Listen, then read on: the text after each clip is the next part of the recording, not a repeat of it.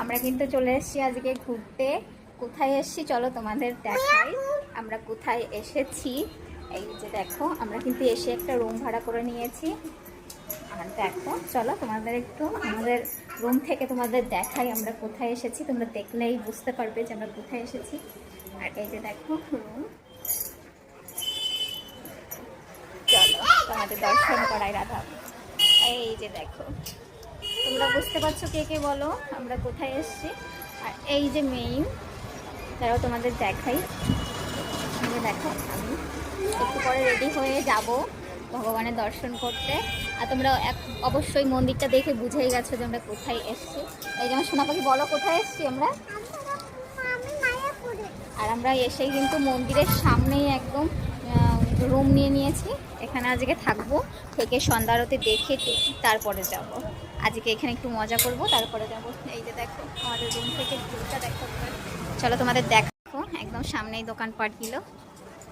আর দেখো বাদর কি করছে। চলো চলো, তোমরাও কে কে এসেছো এখানে আমাকে সবাই কিন্তু কমেন্ট করে জানাবে।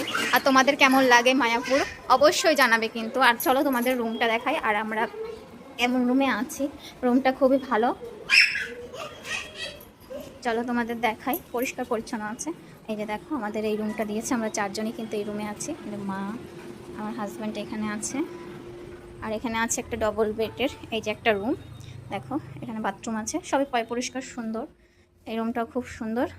আর আমাদের রুম থেকেও তোমাদের ভিউটা একবার দেখাই সরবাবু।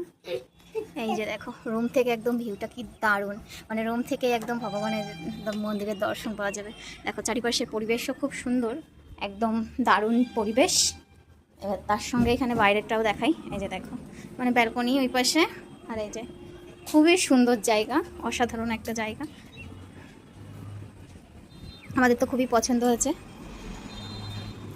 তোমরা যদি এরকম এসে মানে থাকতে চাও আমাকে কমেন্ট করো যে আমরা কোন রুমে আছি, কত ভাড়া নিয়েছে, আমি অবশ্যই কমেন্টে জানিয়ে দেবো।